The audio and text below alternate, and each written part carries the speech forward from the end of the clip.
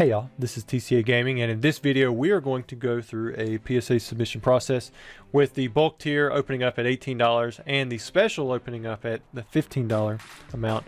I've had a lot of people ask me how to submit to PSA, and I know that there are a lot of videos out there, but I'm going to actually just kind of walk through one, give you guys some tips on how to enter these cards into the system, because that I think is where everybody gets a little bit snagged and hung up. Well, maybe starting the process, and then after you realize how easy that part is, actually entering the cards in, that's the only other part that can be kind of difficult. So let's jump over here. Hopefully you guys can see it, but as you can see, we've got an $18 bulk option that's open up, and if you are a member, you can actually get it down to $15. But go to psacard.com. This will be the home page. Click submit. You'll probably be asked to log in. I'm already logged in. If you plan to submit more than 10 cards, I would go ahead and sign up for membership so you qualify for that $15 special.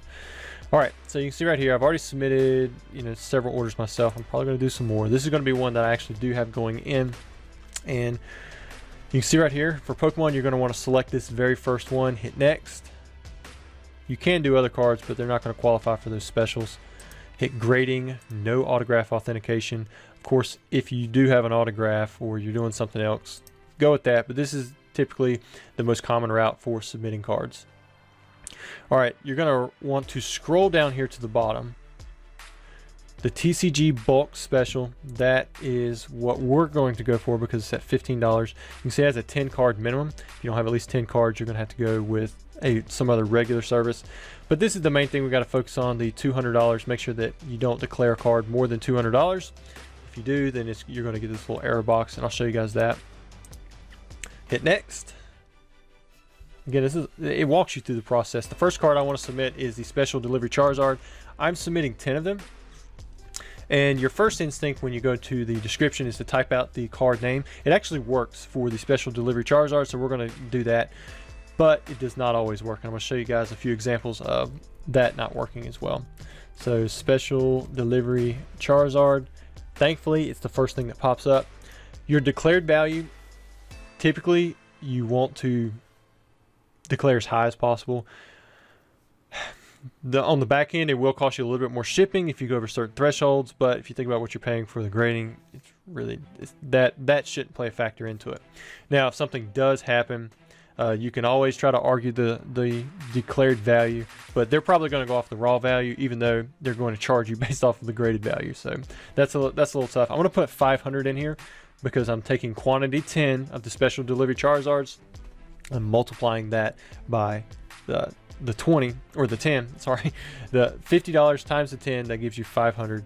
But now if you come in here and you wanted to say, oh, I think they're worth $200 a piece once they're graded, you go to put in 2,000, try to hit save. It's not actually going to save because the max amount that you can declare is $199 per card, and it's going to go ahead and run that math, so you will get an error. Now if these cards all come back 10s, and when these special delivery Charizards get graded 10, if the value is over $200 per card, they will give you an upcharge. I don't know if that's going to be the case right now. They are over $200, but everyone's projecting these cards to come down below that mark. I don't know how long it's going to take to have these cards graded, so who knows. It is very likely that they will not be upcharged, but again, you just never know. I mean, if this goes through in a week or two for some reason, then they could get upcharged. But again, I'm going to go off the raw value, about $50 a piece. Hit save. All right, there you go. You have your first 10 cards in. So next up, I'm going to do a Jolteon from Brilliant Stars. I have one of them. Typically what you want to do for the description, if you have a set that is fairly specific and not terribly long, you want to put the set name in there, and really you don't have to put the whole set name. I'm going to just put for this one Brilliant, because Stars is a little bit more generic, so there might be other sets in other games like baseball. I mean, who knows? There's all kinds of games out there that PSA grades. Stars, like you've got Star Wars, I mean, it might pick up on that. Brilliant is a little bit more specific, but put that, and then generally you can put the card number. Let's see if that works. Yeah, so I just put in Brilliant and TG04, and it pulls up the Brilliant Stars trainer gallery for the Jolteon. So that's super simple. Come over here, throw 10 bucks in there. You can, like I said, the value, this right here, you're going to have to determine if you want to declare super high or you can declare super low. I try to keep it pretty generic. If something happens, like I said, PSA is going to use their own evaluation for what the card's worth, so it's almost irrelevant. All right, next up we have another Brilliant Stars, and I'm going to use this Charizard V, which is the number 17. There we go, we got the regular holo. I'm using a different keyboard, so hopefully I don't like misstep. Now this one's a little different. So what we have up next is a card from Lost Origins, or Lost Origin, and it's an Orbital V, Trainer Gallery number 12. So once I type that in, we notice that it does not pop up. And you might be wondering, why is that? Well, Lost Origin is the most recent Pokemon set. Not many cards have been graded for it. Probably the most high-end cards. You see the full art Charizard has been graded. Probably because people pulled the Charizard, they immediately graded it. Now this Orbital V, you know, we've got several of the, well, I think I've only got one for this sub, but the thing is, it probably hasn't ran through the system enough to where it picks up, it has its own spec number. So it might be the case that you enter it in there manually. What you can do is you can actually try a few different things. Normally if I see something pop up that's similar, I click on it, and then I just erase the things that are different. So like this one is Trainer Gallery number 12, and it still doesn't pop up. So what I'm going to do is I'm just going to put a manual entry into it. The only difference that makes is it won't have a spec number when you go to print out the list, but PSA will pick up on it, especially if you did something like this. Now this one is also going to be a full art, and it's going to be Orbital V. So that should be pretty close to what they would want it to have, and you can see it's still not in there. It's got some other things from Lost Origin, but just not that card yet. So that one is a manual entry card. And then we've got some other Lost Origin cards, so we might run into more than one of these. Let me make sure I don't have any duplicates. I didn't sort these before coming over here. Oh yeah, got a duplicate of the Gengar. We're going to do the Gengar from Lost Origin. I'm going to do the Snorlax as well. In fact, we're going to do the Snorlax next. I have two of these. And let's start off with the Lost Origin Trainer Gallery 10. I think we only saw a few cards, yeah. So now I'm going to come back in here. This one's not actually a full art. It's just going to be the Snorlax. And there's two of them. Let's just put $20 or $10 a piece. And then we have the Gengar as well. So we're going to do two. And you can stay on your keyboard for the most part when you're doing these things. So you can press enters and use tabs to get, you know, from one box to the next. But so like I'm typing in this right now, doing the same thing we did before, but going from here to there, I press enter, put in 20, press enter again, and then I hit enter for save. Then I press tab, and that puts me back into the quantity box. So this way you don't have to go back to your mouse, go back and forth, all that kind of stuff. All right, next up we have a Mew VMAX. I think this is Fusion Strike, but I can't remember. So I'm gonna put in Strike in 114, see if it pops up. Yeah, so there's the number 114 Mew VMAX from Fusion Strike. We'll say it's worth 30. I don't really know the value on that. We got a Mewtwo V-Star. This is going to be Pokemon Go. So I'm going to put in Go. I'm hoping that they didn't have like you got the Japanese, got the Chinese. There we go. There's the English one. Now we have the Lost Origin Sleeping Pikachu. So we're going to do this Lost Origin thing again, where we have to manually put it in there. It's not a full art. And really, you don't even have to put all this. I think I forgot to put Gengar on that one. I'll show you how you can edit a line as well. So if you scroll down here, you can actually see where this one right here, I forgot to put Gengar. So you can click on it. You don't have to go in here and put Gengar because they're going to pick up on it. That TG06 and the set number, that's going to be enough to identify the card. But if you just want to be sure, you can go back in and edit it. All right, now we're on to the Enamorous V. Again, this is Lost Origin. Maybe this one will be in there since it's a full art Trainer Gallery, but again, only these pop up, so it's probably not the case.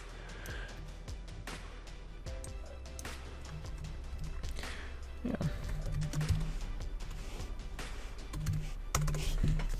And then once you get used to it, it's literally just plug and play. And let's see, this is the Mimikyu V, and you can get you know, several hundred cards done in half an hour. I mean, it does not take long to put these cards in, as long as you know the sets. If you don't know the sets, sometimes it can be a little difficult to find things. And like I said, when you put in the name, sometimes you think it would help out. Like, let me put in Dragonite V-Star. Let's see what happens.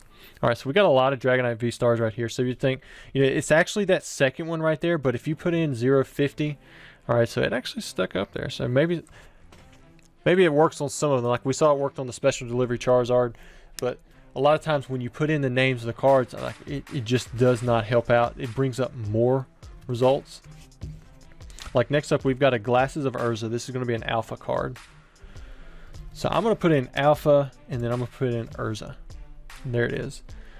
So we easily found that, but let me see if I put in Glasses of Urza. Yeah, it still comes up first. All the alpha cards are going to be super easy. I don't know the value of any of these, so I'm going to just put 150 on all of them because they're alpha. Let me see if I can get a random card that would might be a little bit tougher to get.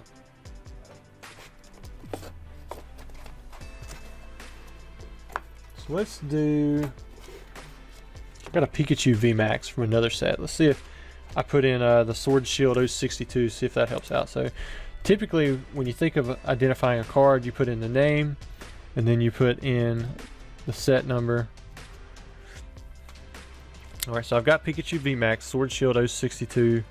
I'm not, there it is. So it's all the way down here. So this one probably would have been a little bit easier. Instead of putting in Sword Shield 62, since the Sword Shield is actually separated, you just put in 062. Yeah, so you see it pop up. But there are other cards. Let me see if I can find a Sun and Moon promo. Like there's a, what is it? The SM82. Is that the Shining Ho-Oh? Or is that the Shining Lugia?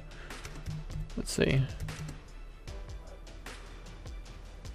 Oh, that's SM70. So if you put in Shining Ho-Oh SM70, like it just disappeared. It's not up here. But if you take out if you take out the SM70, it's there. Like you can clearly see SM70 is in the title of it, so it should narrow the results down to where you'd be able to find that card, but for some reason it doesn't. Let me see if I just put 70 in there. Yeah, 70 doesn't work. SM70 doesn't work. Let me see if just putting in Ho-Oh SM70. Nope, that didn't work. It does not always work the way that you think it should. That's why I say try to do the set. So like this is going to be a Sword and Shield, or this will be a Sun and Moon promo. And then let's see if that works with Sun and Moon 70. I don't know if it would or not. Yeah, so that pulls it up right away. So if you search with Shining Ho-Oh and that stuff, then it's going to disappear from the search results, and it's not even going to be included anymore.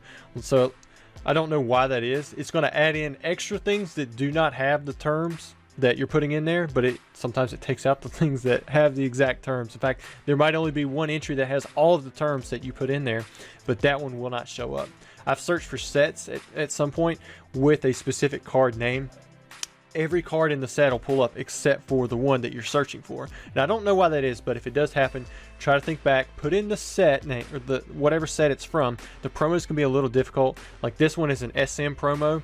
You might be tempted to put in their Sun and Moon, maybe try an abbreviation, something like that, or just use less information, or do a card that's similar to it that you can find. If you see something within the set, like if we were trying to do the Celebi, I could come back over here, take all this stuff out, right? And then let's see if we can find the Shining Celebi. Yeah, so the Shining Celebi is now going to pop up. It's going to recognize all this other stuff here. Like you got the year, the game, that kind of thing. But I'm not going to go through all of the rest of the alpha cards for this submission to show you guys, but because I've got quite a few of them. And I'm not going to complete it out. However, I'm going to show you what it looks like. So once you get all your cards in, you can see the number of items there, the fee, the price. You're going to click next. You can see right here where you can ship it to the vault. I don't recommend that only because I have never done it myself. I just always have it shipped back to myself. You can see the total charges. The shipping is only going to be 20 bucks. I don't have a voucher. You put in your credit card information right there. Here's my return address, the PO Box 2, insured shipping, hit next. It's not going to allow me because I didn't put in my credit card information. This is going to be where I pay for that stuff. What I'm going to do right now is I'm going to go back to an old order just to show you what it's going to look like. Or actually, I should be able to just do it from the submit page and look at one of the old orders. So you're going to get once you submit it, it's going to come up to a page like this. And now you're going to print this label. This label right here is going to come out on its own sheet of, on its own page. You're going to cut it out and you're going to include it on the outside of the package. I recommend putting it right near where the label is. Tape over it with clear tape. That way you can, it's protected if it gets hit in the water. But this is what they'll scan in once the package gets to them, and it will update on the system to let you know in what process your order is at. Now you also come down here, you're going to print the submission forms. The very last page is going to be your copy. You don't need that. So if you want to save paper, if there's 8 pages, do custom, print 1 through 7 or whatever. And after that, that's pretty much it. You're going to package it up and you're going to ship to PSA. You can use pirate ship, and what I typically do is I ship to, where are we at? Oh yeah, right there. See you receiving PO Box 6180. And they'll get the package, they'll scan it in, everything should be good from there. Now all you have to do is wait. If you ever want to go back in and check on an order, you can from PSA's homepage, because you're not going to be sitting on this page forever. Go to your account over here on the left side, you click on my orders, and after that it's actually going to pull up all these orders. If it has a green check mark, that means you have been charged, it's been graded, and you can view the grades. If it does not have that green check mark, then it is not available for the grades just yet. So like this one right here, this one hasn't been graded, but you can see it is actually in grading. You've got arrived, order prep, research and ID, grading, and then you have 4 more steps after that before it actually comes back to you. And you can come in here and actually see all the cards that have been submitted. There's that Orbital V, but this is the Japanese one. It's VMAX Climax. So you can go in there, check it for accuracy. If by chance there was an issue or they didn't put something in correctly, you can come over here, report the error. A lot of times they won't pick up on it, or they didn't used to. Maybe they're better about it now, but this is one way to submit the error. Hopefully they'll fix it before they send it out to you. I've had it many times happen where they didn't fix it, but there are some times that they have fixed it. So this is a good little thing that you can use to check and make sure that everything's correct, and if it's not, let them know about it. But guys, that's pretty much it. That's the whole process. I went probably more in depth than it really needed to be, because like I said, you could submit 100 cards in 30 minutes, no problem. Like, you don't have to go and pay somebody $3 a card to do that for you. Especially if you're submitting on the bulk level, you're probably trying to save money, and you can pay yourself $300 an hour. You know what I'm saying? There's going to be ways that there used to be that some middleman would you could actually do it for cheaper, and they would take care of all of that. But I don't know, as far as I know, there's no one out there offering that right now. There are still some reputable, great middlemen that are taking submissions, so I'm not trying to dog all them, but for the most part it's not really relevant right now, and that's why I don't offer it myself. And it could turn into a 2-year-long event. I mean, we still have stuff out from 2 years ago that was submitted through my old website, tcagaming.com. And so for me, I try to stay away from it. That's why I don't take it. But however, if you have any questions about what I've shown you guys here, like, I need to go back in and change out some of these MasterCards because they're old. And I think I had to delete a few of them. But if you have any other questions, put them down in the comments. I'll try to read through. Sometimes I do miss comments here and there because I've been pumping out a lot of content lately. But hopefully this was helpful in some way. And as always, don't forget to like and subscribe. I'll continue to put out more videos, so I hope you stay tuned. Thanks.